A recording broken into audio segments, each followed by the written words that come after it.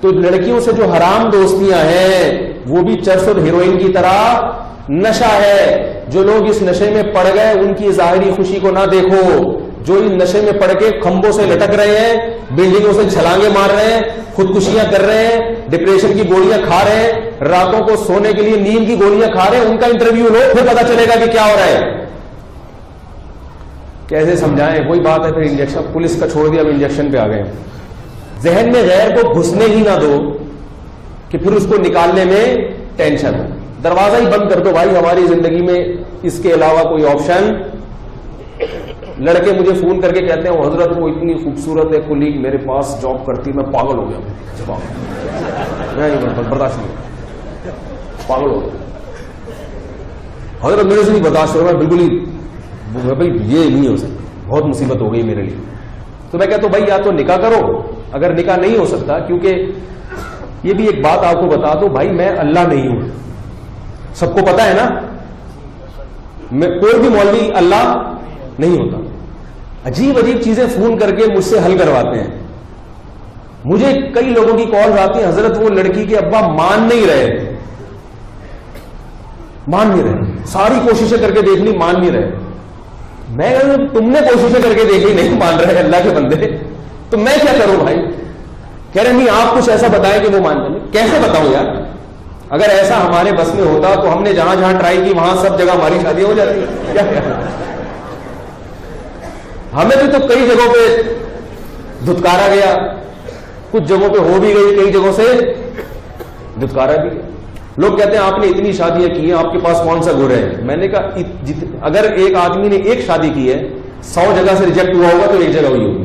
تو اگر کسی کی 3 ہے تو اس کا مطلب 3000 جگہوں سے ریجیکٹ ہوا ہے, 3000 جگہوں سے, پھر جا کے کہیں 3 ہوئی ہے. تو آپ کا کام ہے ٹرائی کرتے رہنا. جیسے بھیک مانگنے کا اصول ہے نا, ہر وقت مانگو, ہر ایک سے مانگو اور سب کچھ مانگو. اگر اس کے پاس پیسے نہیں, بولے بھائی یہ ٹوپی دے دو اپنی مجھے, تب کچھ نہ کچھ مل جائے گا, اکٹھا ہو جائے گا. چندہ مانگنے کا بھی یہی اصول ہے, ہر ایک کو دیکھ کے چندہ مانگو, غریب کو بھی دیکھ کے, سیٹوں کو بھی دیکھ کے, اور سب کچھ مانگو. اگر اس کے پاس پیسے نہیں ہیں تو بھائی جو چیز ہے وہ دے دو یار, راشن دے دو, اور ہر وقت مانگو. جب بھی ملے, جو چندہ مانگنے کے جو ایکسپرٹ ہے نا ان کا یہ اصول ہے, جب بھی ملے یہ کام تو ضرور کرو, دوسرے کام کرنے کے ساتھ چندہ. تو اسی طرح یاد رکھو, جن کو نکاح کا شوق ہے نا تو وہ پیغام بھیجنے میں کنجوسی سے کام نہ لیں, کہیں نہ کہیں ہو جائے. لیکن مجھے فون نہ کرے کہ وہ نہیں مان رہے, وہ نہیں مان رہے. مجھے اپنے پرانے یاد آنا شروع ہو جاتے ہیں, ہمارے والے نہیں مان رہے, زخم جو کیا ہو جاتے ہیں, ہرے ہو جاتے ہیں ہمارے. تو ہم کوئی خدا نہیں ہے بھائی جو آپ کی مشکلات کو حل کریں. آپ نے پیغام بھیج دیا, قبول ہو گیا, بہت اچھی بات ہے. نہیں ہوا کوئی بات نہیں یار, کہیں اور ٹرائی کرو.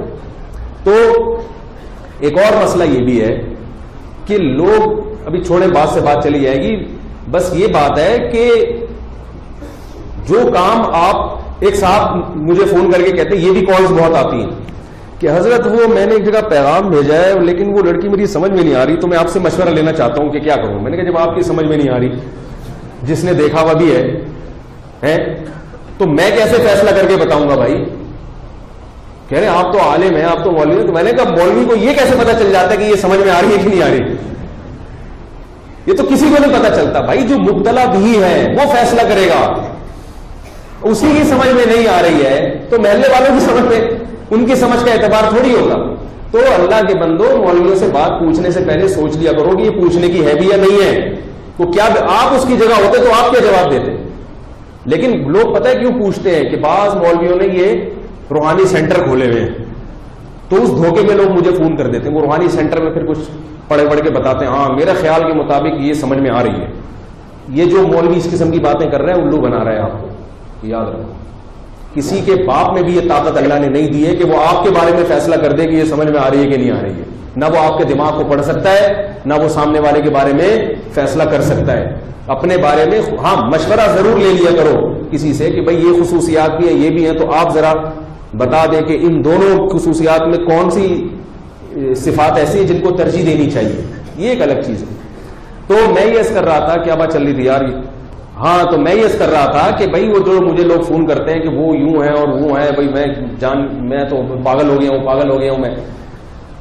تو بھائی پاگل اگر پہلی بات تو آپ پاگل ہوئے کیوں؟ آپ اس کو دیکھتے کیوں تھے آفس میں جا کے؟ اللہ نے نظر جھکانے کا حکم دیا کہ نہیں دیا؟ کیا خیال ہے؟ اور اگر آپ کو پتا چل گیا کہیں نظر پڑ گئی یا کہیں پتا چل گیا تو اللہ نے کہا بھی پیغام بھیج دو، پیغام بھیج دیا، ہو گیا، نہیں ہوا تو وہاں تک پہنچنے ہی نہ دو کہ راتوں کی نیندیں اڑ جائیں. یہاں تک جو آپ نے اپنے آپ کو پہنچایا ہے تو یہ یقیناً گناہ کیا ہے آپ نے.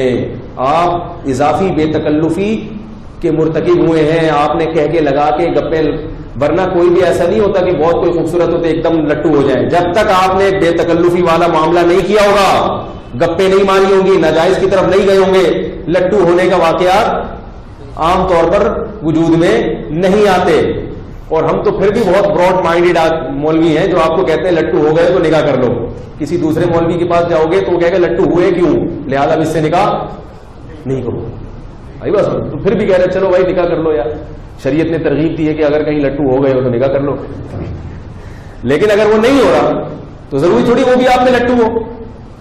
اب وہ مجھے فون کر رہے ہیں کہ جیسے میں لٹو ہوں اس کو بھی لٹو کروائیں. یہ نہیں ہو سکتا بھائی. یہ ہمارے پاس ایسی، یہ تو پولیس بھی نہیں کروا سکتی، ہم کہاں سے کروائیں گے. تو حرام کی طرف جب آپ جاؤ گے تو سب سے پہلا نقصان اللہ آپ کے دل کا سکون چھین لے گا. اور یہ سوچ لیا کرو جب کوئی خوبصورت چہرہ نظر آئے نا جس پہ لٹو ہو رہے ہو، اور پھر یہ آئے گی یہ میرے ہاتھ سے نکل گئی تو کہیں اور شادی کر لے گی، تو ذہن میں ایک چیز سوچ لیا کرو، سکون آ جائے. بولے یار کہیں بھی شادی کرے گی مرے گی بڈھی ہو کے. یہ ہمیشہ نہیں ہے.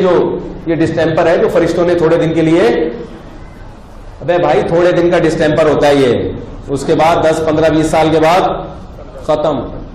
بولا یار جہاں بھی جائے گی وہ بھی مرے گا. بڑے بڑے حسین تھے دنیا میں، حسین اور حسین آئے، قبروں میں ان کی لاشیں خراب ہو رہی ہیں. تھوڑے دن کی انٹرٹینمنٹ ہے یہ، مل گئی ٹھیک ہے، نہیں ملے تو اللہ اللہ کرو، صبر کرو، جو ہے اسی سے گزارا کرو. ہمارے حضرت ایک بات فرمایا کرتے تھے کہ اگر کسی کو چڑیل جیسی بھی بیوی ملی ہے نا، بس صورت مل گئی، کوشش کریں اچھی ملے، لیکن اب ہو گئی ٹھیک ہے نا. تو ہونے کے بعد کے حکام کچھ اور ہے، ہونے سے پہلے کے حکام جب تک نہیں ہوئی تو اچھے سے اچھا تلاش کرو.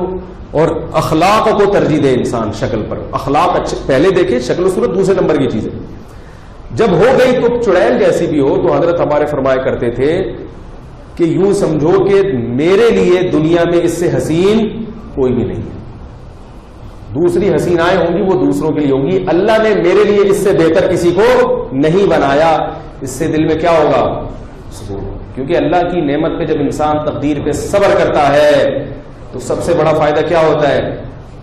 سکون ہوتا ہے. اور جس آدمی میں یہ قناعت نہیں ہے تو اس کو کیسی ہی نعمتیں مل جائیں اس کو سکون نہیں ملتا. میسج ٹی وی کے چینل کو سبسکرائب کیجیے اور امن کے پیغام کو پھیلانے میں ہماری مدد کیجیے. سبسکرائب کرنے کے بعد بیل کے آئیکن پہ کلک کیجیے. آپ کا اپنا میسج ٹی وی.